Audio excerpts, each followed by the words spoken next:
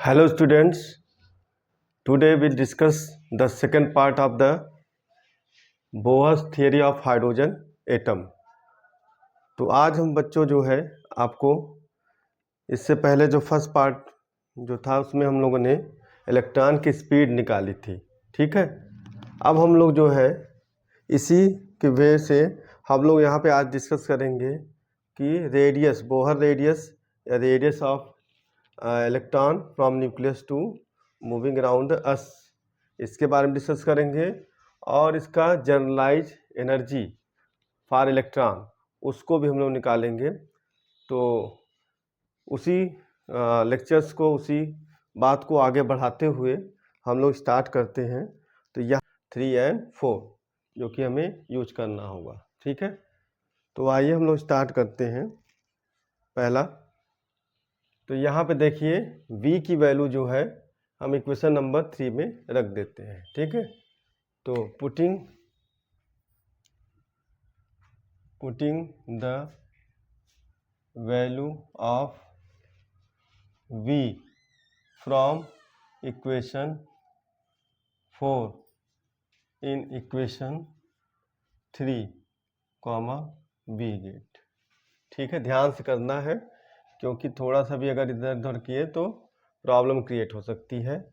r n upon NH upon 2 pi m और v की value रख दीजिए, तो क्या जगह into 2 pi k Z E square upon NH। अब ये ऊपर चला जाएगा तो r n square h square upon 4 pi, है ना, 4 pi square m k Z E square. तो ये आपका रेडियस आ गया आउटर मोस्ट ऑर्बिट के लिए इक्वेशन नंबर 5। अब यहाँ पे आप देख सकते हैं कि जो रेडियस है वो डायरेक्टली प्रोपोर्शनल टू है n स्क्वायर। तो जो रेडियस का आउटर मोस्ट रेडियाई जो होगी उनका क्या निकल के आएगा कि 1 फर्स्ट के लिए, सेकंड के लिए 4, थर्ड के लिए 9, 16, ऐसे आपको स्क्वायरिंग फॉर्म में मिलता जाएगा, ठीक है। अब हम जो है अगर for hydrogen atom, for hydrogen atom, तो हाइड्रोजन एटम के लिए क्या होगा, Z इक्वल टू 1 और N इक्वल टू 1 लेंगे तो R नॉट इसको लिखेंगे, R naught equal to N square H square upon 4 pi square M K, और N की वैल्यू 1 रख दिया है तो यहाँ से N रिमूव हो जाएगा। ऐसे ही Z की वैल्यू 1 हो जाएगी E स्क्वायर, ठीक है। अब इसकी वैल्यू जो हम रख देंगे सभी वैल्यू जनरल, तो H की value 6.63 into 10 power minus 34 whole square upon 4 pi square की वैल्यू 9.86, और M इलेक्ट्रॉन है तो 9.11 इंटू 10 पावर माइनस 31, ओके। फिर इसके बाद K की वैल्यू कूलम्स में पढ़ा था चैप्टर 1 में, तो 9 into 10 power 9 and charge on 1.6 into 10 power minus 19 whole square. अब ये सब वैल्यू सॉल्व करेंगे तो जो वैल्यू निकल के आएगी वो आएगी 5.29 इंटू 10 पावर माइनस 11, ठीक। आप इसको करेंगे तो 0.529 इंटू 10 पावर माइनस 10, ओके। तो अप्रॉक्सीमेटली देखा जाए तो ये 0.53 10 पावर माइनस 10 मीटर। अब इसी को आप लिख लीजिए क्या, 0.53 एंगस्ट्रॉम। तो ये आ गया आपका आर नॉट। इसी आर नॉट को हम बोलते हैं Bohr radius, okay. Bohr radius. तो आपका जो है ये एक रेडियस आ गया जनरल फॉर्म में, ये क्वेश्चन नंबर 5, और बोहर रेडियस आपका आर नॉट आ गया। अब बात करते हैं एनर्जी। तो एनर्जी, तो टोटल एनर्जी फॉर इलेक्ट्रॉन, है ना, total energy for an electron.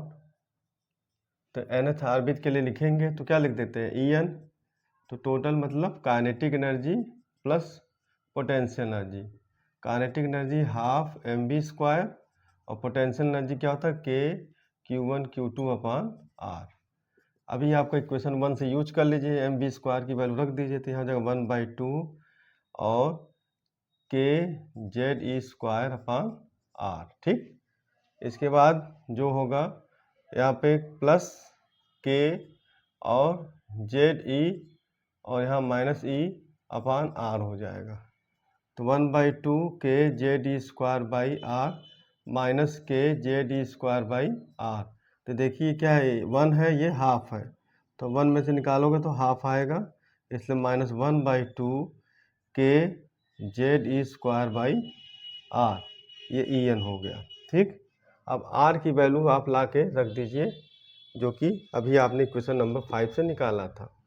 तो En इक्वल टू, तो जो आपको जनरलाइज फॉर्म में एनर्जी आ जाएगी, तो -1/2 kZe² अपॉन R की वैल्यू रखेंगे n² h² और अपॉन 4π² mkZe²। ठीक, अब ये रिवर्स होकर चला जाएगा ऊपर, तो क्या हो जाएगा, En इक्वल टू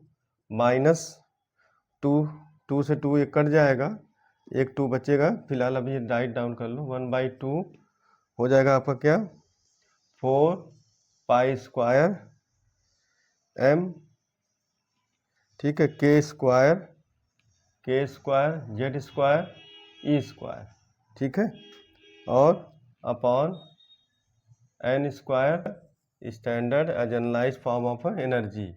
अब यहाँ एनर्जी क्या है, वो इन्वर्सली प्रोपोर्शनल टू n²। तो आप ध्यान दीजिएगा, जो होता है वो n² के डायरेक्टली प्रोपोर्शनल, स्पीड जो होती है वो n के इन्वर्सली प्रोपोर्शनल, और टोटल एनर्जी n² के क्या होता है, इन्वर्सली प्रोपोर्शनल होता है। और यहाँ पे नेगेटिव साइन जो सोच कर रहा है वो क्या कहता है कि the electron bound to the nucleus. ये एक छोटा सा कॉन्सेप्ट दिमाग में रखिएगा, क्योंकि ज़्यादातर ये पूछा गया है। तो आप लोग इसको जो है अच्छे से प्रिपेयर कर लीजिएगा, इसमें से एक MCQ बनना ही बनना है ना। जैसे ये आपका हो सकता है R0, तो एक फार्मूला यहाँ से निकल के आ सकता है आपका क्या, कि ये R इक्वल टू, ठीक है, R equal to n² R0। ये अब R0 की वैल्यू क्या है, ये है। तो कभी कभी इस पे भी क्वेश्चन पूछता है, तो आप लोग इसको तैयार कर लीजिएगा। और जो एटम से देखा है, सबसे इम्पोर्टेंट टॉपिक यही है। अब इसके नेक्स्ट वीडियो में हम आपसे डिस्कस करेंगे एनर्जी जो डिफरेंट लेवल्स स्पेक्ट्रम के लिए। तो thanks a lot joining with us.